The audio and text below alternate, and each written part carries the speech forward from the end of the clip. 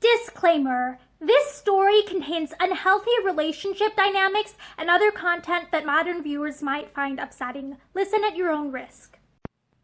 Hi, I'm Morgan, and today I will be reading from The Man Without a Heart by Ruby M. Ayres, and I will be continuing where we left off with Chapter 3. When Barbara came to herself again, she felt the warm glow of a fire upon her face, and the gentle touch of hands chafing her own. She lay very still, a painful sense of bewilderment still clouding her mind. Then slowly she opened her eyes to a man's face, a face which would have been ugly but for its look of power, crowned by a shock of red hair. Then she remembered, and the blood rushed in a swift wave to her heart, almost suffocating her, as with a great effort she tried to sit up, only to fall back beneath the pressure of those strong yet gentle hands. There was an eloquent silence. Then Rufus Asher said grimly, "That's better. I was beginning to get anxious. Do you often faint like that?" He seemed to expect no reply to his question, for as he asked it, he slipped an arm beneath her head, raising her at the same time holding a glass to her lips. "Drink this. You'll feel better." Barbara pushed his hand away, turning her head aside, and he said again, in the same indescribable tone, "You need not be afraid. I am not trying to poison you." It seemed easier to obey than to resist him, and she drank a few drops obediently. He rose to his feet and stood looking down at her, as she weakly raised herself to a sitting position. But her head felt giddy, and, with a little muttered exclamation of impatience, Rufus Asher stooped and lifted her to her feet, putting her gently down again in a deep wicker chair. Barbara looked around with vague eyes. Things were still dreamlike and unreal, but all her life afterward she remembered her first impression of the queer, low-ceilinged room with its unadorned wooden walls, which shone in the flames from the leaping fire. The floor was of polished wooden boards, with a couple of rough-looking rugs partly concealing it, and an old monk's table ran the length of it, with wooden wheel-backed chairs on either side. At present there was no light in the room, save that which the fire gave out, and outside she could hear the steady downpouring of the rain, and the wind swaying and sighing in tall tree-tops. Then her eyes came back to his face, and he said again, still with that same note of impatience, "Well, are you better? That's the worst of a woman. She always faints or goes into hysterics at the wrong moment." Barbara felt the angry blood whip her cheeks. "I have never fainted in my life before," she said, "and nothing you can do or say is in the least likely to send me into hysterics." "Good." He stooped and threw another log onto the fire. "That being so, I suppose you can listen to what I have to say, Miss Weir." "I cannot very well refuse, can I? I suppose the doors are locked."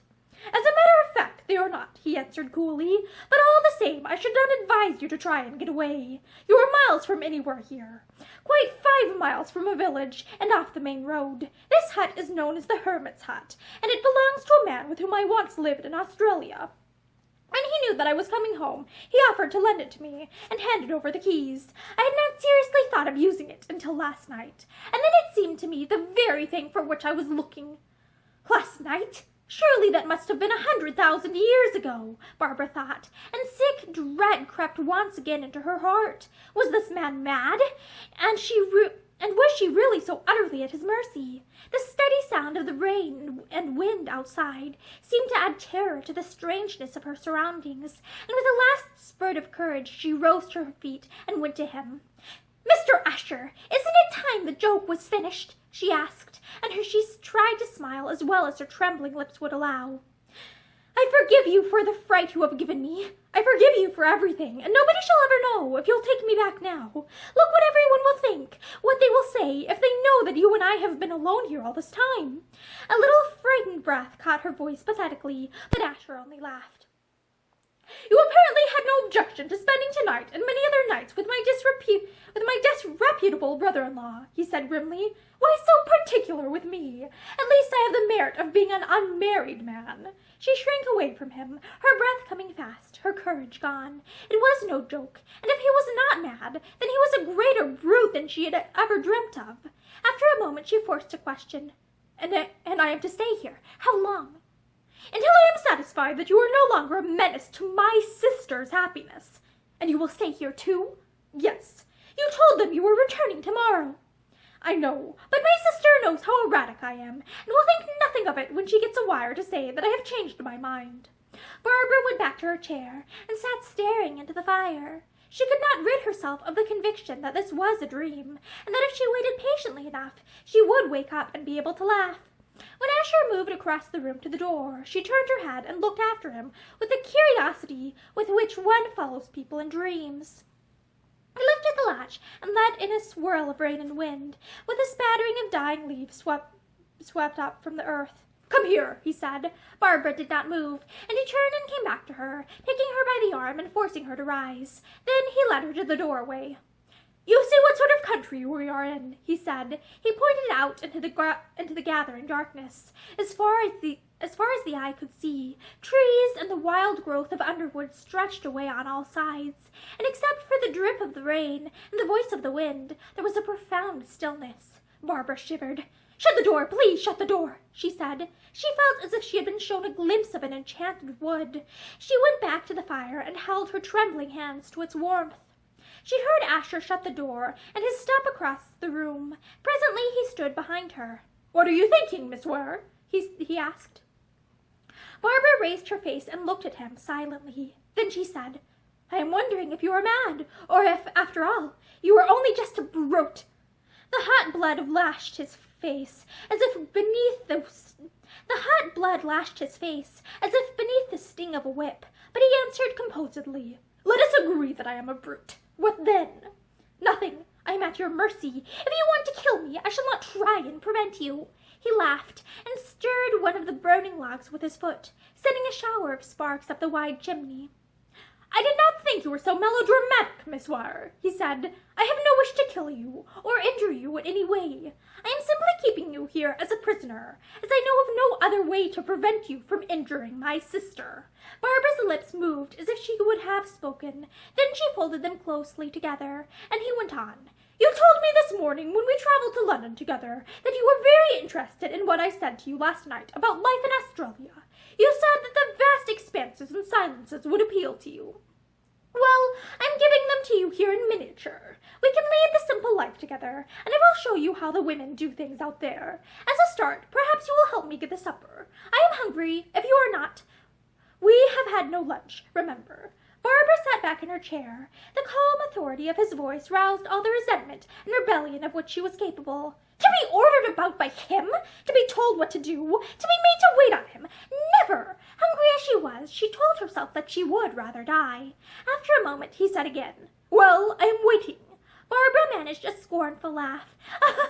"You can wait forever as far as I am concerned. I shall not help you do anything, and I am not hungry." But though she spoke bravely, her heart was beating fast with apprehension as to what he would do. But he only turned away with a shrug of his big shoulders. "Very well, you will be the sufferer, not I." For some time he moved to and fro, from a big cupboard in a corner to the monk's table, and presently the appetizing smell of frying eggs and ham rose from a pan which he had placed on the wood fire. He had made some tea, and the boiling kettle sank soothingly on the hob, sending a long spout of steam into the room. Barbara felt that she would have given her soul for a cup of tea, but she was too proud to ask, and presently he laid the table with a small cloth he found stowed away in a drawer, and drew 2 chairs up to it. "You will not change your mind and join me?" he asked. "I can promise you that the cooking is quite good. I am used to getting my own meals." She turned her head away, her hands clasped fast in her lap. "I am not hungry." "Very well." He shrugged his shoulders and sat down to table. "I know you are hungry. I know that you would give anything in the world for a cup of tea, only you think you are paying me out by refusing to take anything. You are quite wrong. You are only punishing yourself. I shall enjoy my meal whether you sit there like a martyr or not." She made no answer. She kept her eyes fixed steadily on the fire, but she was faint with emotion and hunger, and she had to keep her teeth clenched to prevent herself from bursting into tears. She tried hard to think of something else, of last night, of the moonlit garden and the sound of the gramophone. And men who've stayed home all their lives, or dancing every night with other fellows' wives, you'd never know that old hometown of mine. A dream. This must be a dream. She would wake presently and find herself in Linda's house, without this terrible sense of fear and loneliness. How absurd to think that Asher could really be such a brute. He had always been kind. She had always liked him. Why, only night in the garden something in his quiet voice and the steadiness of his eyes had held her spellbound as she walked beside him in the moonlight. And now? She half turned her head to look at him as he sat at the table in the firelight, a huge, grotesque figure, with a pot of tea and the appetizing dish of ham and eggs sizzling before him. She tried to speak. She thought she managed a few words. Then suddenly the floor of the room seemed to rise up and hit her between the eyes. An unromantic dash of cold water brought her back to consciousness again, and Asher's irritable voice. "This is what comes of being so pig-headed and obstinate," he was saying. "If you'd been sensible and had something to eat, this wouldn't have happened. Now then, no more nonsense, please. Drink this tea." Barbara burst into a wild fit of sobbing. Her last reserve of strength had gone, and she felt herself beaten. She sobbed frantically, shaking from head to foot with a storm of emotion. And Asher let her alone. He went over to the window and stood staring out into the darkness until she was quieter. Then he came back. "I am sorry you were so upset," he said impartially, "but all the time I can only remember that if I had not brought you here with me, my sister would be in worse distress now than you are." He watched her silently as she tried to wipe her eyes on a small handkerchief, which was already sodden. Then suddenly he laid a hand on her shoulder. "Please stop crying," he commanded. "I hate to see a woman cry. If you'd done as I told you and had some tea, this would never have happened. Now, are you going to be sensible?" She raised her drowned eyes to his face. I'll never forgive you, never forgive you for this," she panted. "Time enough to refuse when I asked for forgiveness," he said heartily. "Look, I'll pull the table up to you. Now then, drink this tea." She was too exhausted to refuse, and she ate and drank obediently, till slowly warmth and strength came back to her body, and with them her natural pluck. She felt ashamed because she had fainted, ashamed because she had cried. That was not the way to deal with such a man. She must fight him with his own weapons, bring indifference with which to meet indifference. She knew that he was watching her critically. "Feel better?" he asked. "Yes, thank you." She pushed back her chair and rose. "Shall I help you wash up? Or is there... I suppose there's nobody in the house to help?" "Nobody. We shall have to wait upon ourselves." She tried to laugh. "Well, if you can do the cooking, I dare say I can manage the housework." She cleared the table, carrying the tea things into the little kitchen place at the back. It all smelt damp and unaired, and she shivered as she looked up the tiny, narrow staircase and wondered what the rooms were like above. She had fetched hot water from the kettle and begun to wash the crockery when Asher appeared beside her. He had taken off his coat and rolled up his shirt sleeves. "I'm going to get some more wood," he said bluntly. "The house is damp, and we shall have to have fires everywhere. I'll bring your boxes in from the car." She remembered the presence of her luggage with a shock of gratitude. When presently she saw the familiar boxes standing in the room, she felt as if she had suddenly discovered old friends. When Asher left her to fetch the wood, she went over to the large trunk that held her frocks and sat down on it with a greater feeling of security. After all, she had got to make the best of things. They would be bound to miss her before long. The people at the hotel where she had taken a room would wonder. Edmund would wonder. Then, at the thought of him, the hot color rushed to her face. To think that their conversation had been overheard, and by Rufus Asher! She hid her face in her hands for a moment and tried to recollect what they had said, but everything seemed to have escaped her memory. She went back to the kitchen, finished the washing up, and tidied as best she could. Then she sat down by the fire again. Her headache had gone, and she felt better. She looked almost like her old self when Asher rejoined her. He stacked up the dying fire and stood looking at her. Tired? No. But try as she would, she could not keep the flicker of panic from her eyes, or prevent her lips from trembling, and there was a poignant silence till he said again, "You're frightened of me, I know, and I'm sorry. I never meant to frighten you, and you've no cause to fear me. You called me a brute just now, and perhaps I am a brute, but even a brute can behave like a gentleman sometimes, Miss Weir." She rose to her feet, her hands clutching the arms of the chair, a wild hope in her eyes. "Then you will let me go?" she asked breathlessly. His face softened. "I am sorry. That is the one thing I will not do." He stooped and gathered up an armful of wood. "Your room is upstairs. I will make a fire for you and take up your boxes." Barbara took a step towards him. "And how long do I stay here?" "I told you, until I am satisfied that you are no longer a danger to my sister's happiness." "And then? What becomes of me then?" He shrugged his shoulders. "Then you will be free to go. Then you can do as you like," he said. He turned away, and she heard his heavy steps ascending the stairs, and presently in the room overhead. He had left the outer door open, and she walked to it and stood looking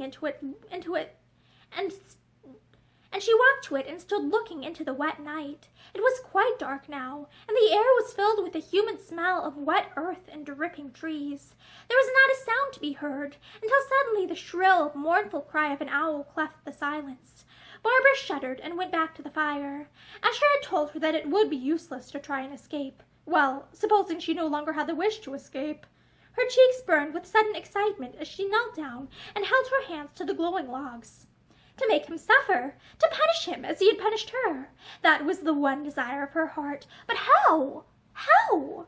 Then suddenly she remembered words which he had spoken to her during that terrible journey down here through the rain. For my sins, I once loved a woman like that.